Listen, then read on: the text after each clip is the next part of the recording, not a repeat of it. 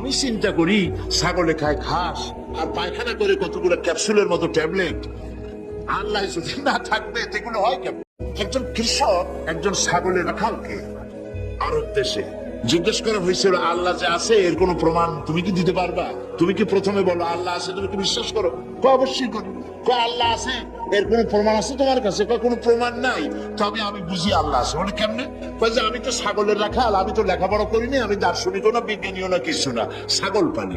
ওর মাথা যেমন ও বুঝছেও তেমন। ছাগলের রাখাল ছাগলের পায়খানা দেখা ওর মনেও চিন্তা আছে, নিশ্চয়ই কেউ পরিকল্পনা করে এরকম করে।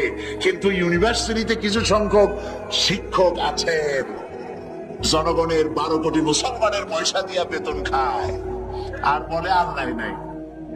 একজন তো এই কথা কয়ে মরেই গেছে।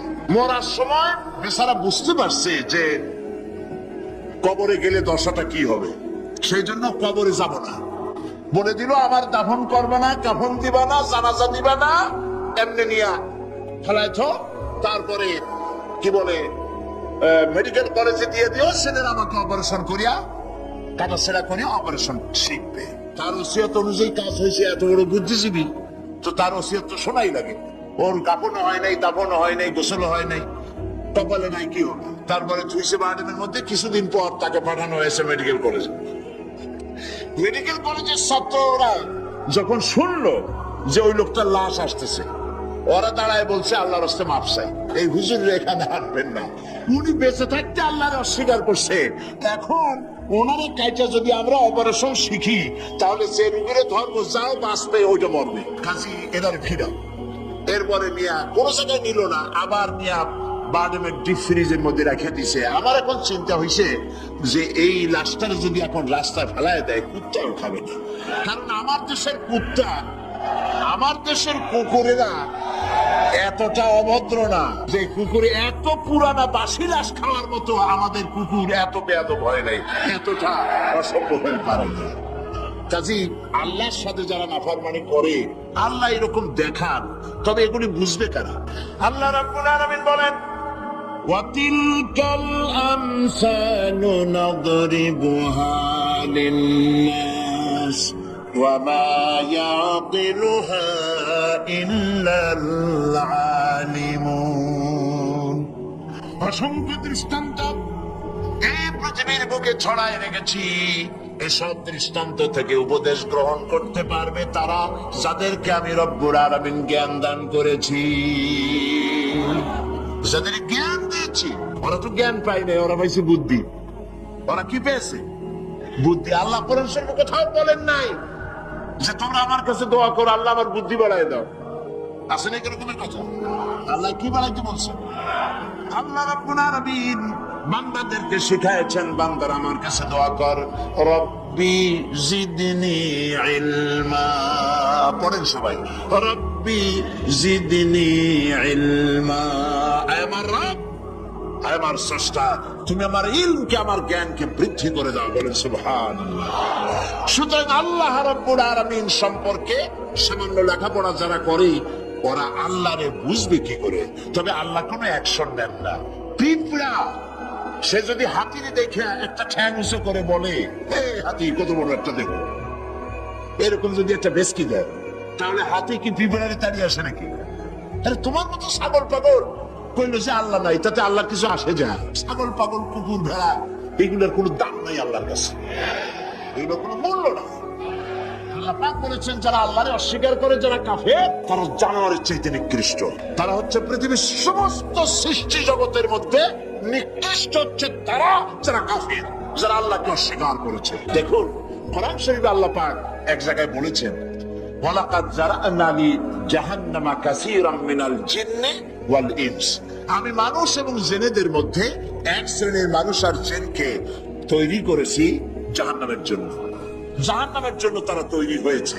কারণ লাহুম কুলুবুন লা ইয়াফকাহুনা বিহা, যাদেরকে অন্তঃকরণ দিয়েছি, এই অন্তঃকরণ দিয়ে সব বুঝলো, এই বিবেক দিয়ে সব বুঝলো, কিন্তু আমারে বুঝলো না, আমার সৃষ্টি বুঝলো না।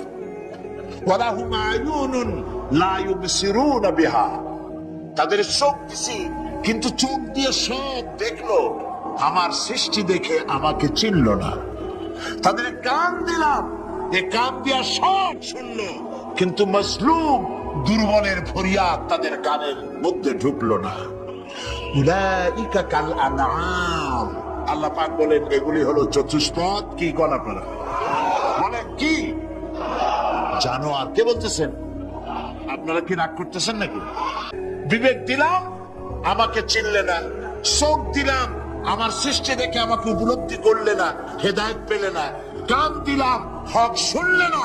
উলাইকা কাল আনআম, মালিক চেনো নাই, কাজী তুমি হচ্ছ চতুষ্পদ জানোয়ারের মতো।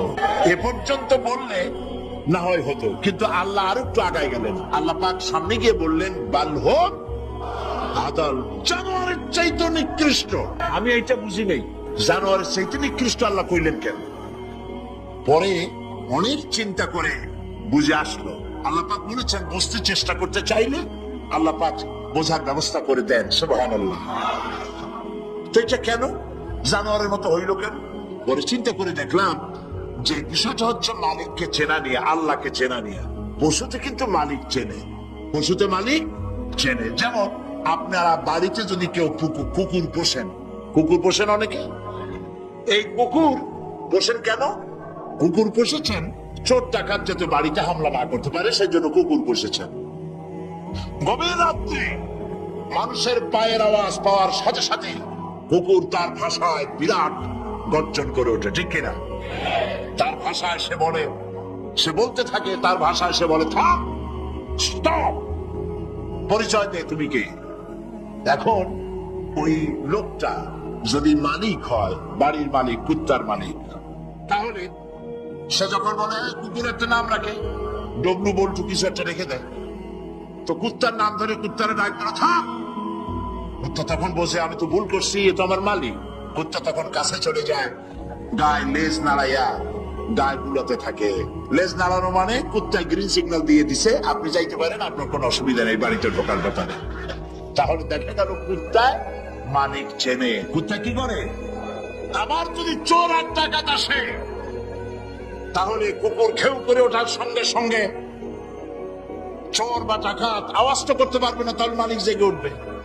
দৌড়াতে গেলে আর উপায় নাই, কুত্তা আবার এখন আর লেজ নাড়বে না, চাপ করে পড়বে এবং কামড়ায় ধরবে তার ঠ্যাং অথবা ঘাড়। তাহলে বোঝা গেল কুত্তায় শত্রুও চেনে, মালিকও চেনে। কিন্তু এক শ্রেণীর নাস্তিক, তথাকথিত এক শ্রেণীর বুদ্ধিজীবী যারা আল্লাহকে অস্বীকার করেছে, সব বুদ্ধিজীবী খারাপ তা না, কিছু বুদ্ধিজীবী তো নিশ্চয়ই ভালো, ঠিক কিনা বলে?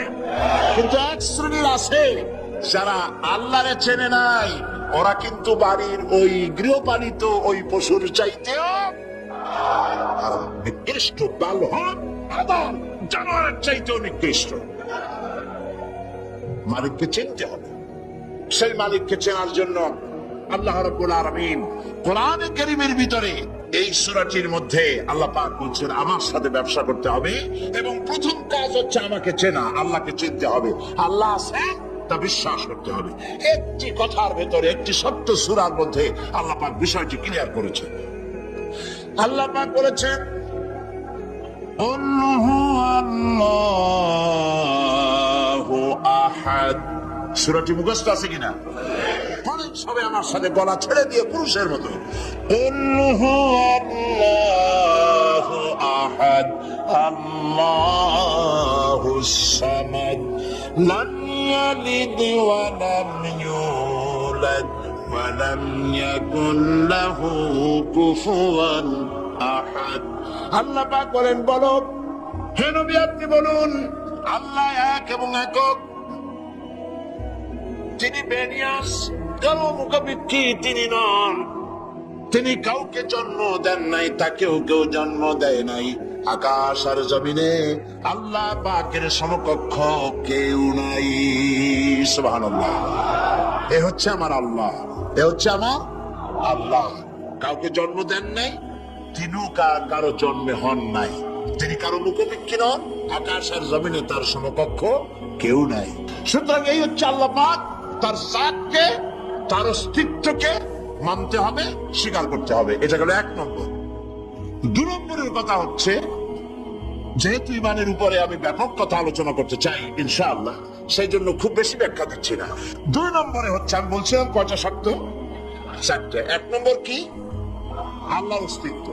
2 নম্বরে হচ্ছে আল্লাহ গুণাবলী, গুণাবলীকে স্বীকার করা। পানিকে বিশ্বাস করতে হবে, পানি ডুবাই দিতে পারে, ভিজাইতে পারে। পানির এই ধর্ম সহকারে, এই শক্তি সহকারে পানিকে বিশ্বাস করতে হবে।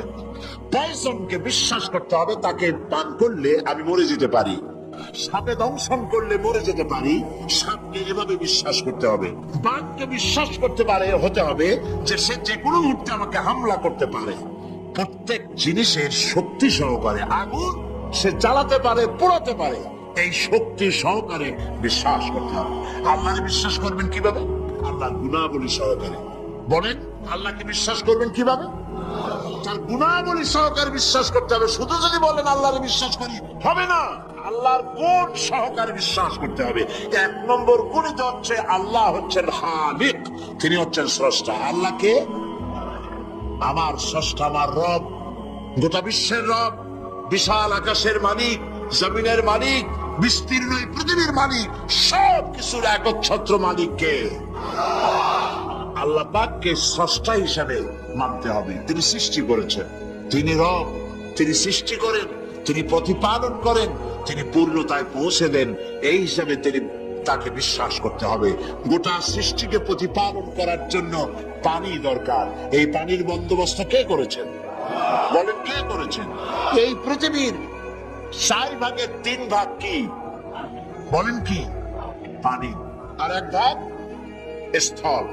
এই অতিরিক্ত পানি যে আল্লাহ বানালেন, 3 ভাগ পানি, 1 ভাগ স্থল। এই পানি কি খামোখা বানিয়েছেন? না, এই পৃথিবীকে বাঁচায় রাখার জন্যই আল্লাহ পাক পানি বানায় রেখেছেন, অতিরিক্ত পানি বানাইছেন। আবার ওই পানি সব জায়গায় পৌঁছতে পারবে না বলে আল্লাহ বিরাট জলাধার বানিয়েছেন, সমুদ্র, মহাসমুদ্র, বিরাট বিরাট দরিয়া। এতে পানি সব জায়গায় পৌঁছবে না বলে আল্লাহ পাক আবার খাল বানিয়েছেন, নদী বানিয়েছেন, বিল বানিয়েছেন, হাওর বানিয়েছেন। মাটির পরতে পরতে আল্লাহ পাক পানি রেখে দিয়েছেন। সুবহানাল্লাহ। তারপরে এতেও হবে না, সেই জন্য আল্লাহ পাক আবার সমুদ্র থেকে পানিগুলি তুলে মেঘমালায় পরিণত করে বৃষ্টির আকারে ফোঁটা ফোঁটা পানি দিয়ে কোথায় কোথায় শুকনা একটা বালুকণা আছে তাকেও খুঁজে বার করে পানি দিয়ে আল্লাহ পাক সিক্ত করে দেন, ভিজায় দেন। এ হচ্ছে আল্লাহ। তার এই প্রতিপালনের শক্তি সহকারে, গুণ সহকারে তাকে বিশ্বাস করতে হবে।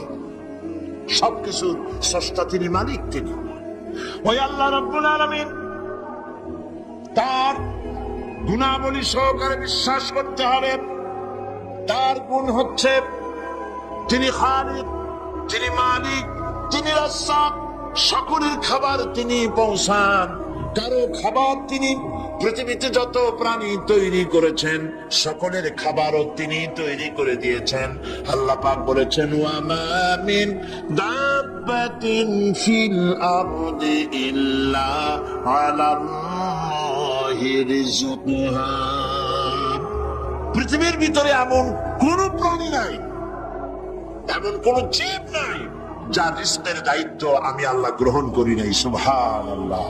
সকল প্রাণী জগতের খাবার কে তৈরি করেছেন? খাবার পৌঁছেছেন কে? একটা দৃষ্টান্ত দেই, যেহেতু আজকে এই বিষয়ে আমি বলবো না, একটা দৃষ্টান্ত দেই বোঝার জন্য। আপনারা মুরগির ডিম দেখছেন নিশ্চয়ই, অন্যান্য পাখির ডিমও দেখেছেন। এই ডিমের ভিতর থেকে বাচ্চা হয় ডিমের কোন অংশ দিয়ে? ভেতরে কুসুমটা দিয়েই কি হয় বলেন? বাচ্চা হয়। বাচ্চা যখন ডিমের ভিতরে হলো তখন তার প্রাণ আসছে। এই প্রাণ আসার পর, প্রাণ আসার সাথে সাথে বাচ্চার ক্ষুধার উদ্রেক হয়েছে। খাবেটা কি? ডিমের ভিতরে খাবার পৌঁছতে গেলে ডিম তো ফেটেই যাবে, বাচ্চা মরে যাবে। এখন খাবারটা দুনিয়ার কোন বিজ্ঞানী ডিমের পেটের মধ্যে, ডিমের মধ্যের বাচ্চাকে খাবার পৌঁছতে পারবে কি? তাহলে ওই ডিমের মধ্যে বাচ্চাটাকে খাবার কে দেন? কিভাবে দেন দেখছেন আপনারা? কুসুমের বাইরে যে সাদা অংশটা থাকে এটা হচ্ছে প্রোটিন, এটা হচ্ছে খাদ্য। যতদিন এই বাচ্চাটা কুসুমের ভিতর থেকে বাচ্চায় পরিণত হয়ে যতদিন ডিমের মধ্যে থাকা লাগবে, 18 দিন বা 19 দিন, যতদিন থাকা লাগবে ততদিনের খাদ্য ওর চতুর্পাশে রেখে দেওয়া হয়েছে। সবটুকুন খেয়ে খেয়ে যেদিন তার সবটা সাদা অংশ খাওয়া হয়ে গেল, তখন ঠোঁট দিয়ে পাতলা পর্দাকে ফাটায় দিয়া পৃথিবীর মাঝে বেরিয়ে আসে। এই বাচ্চাটির খাবার কে দিয়েছে? আল্লাহ পাক। সমস্ত প্রাণীর খাদ্য তিনি পৌঁছে দিয়েছেন।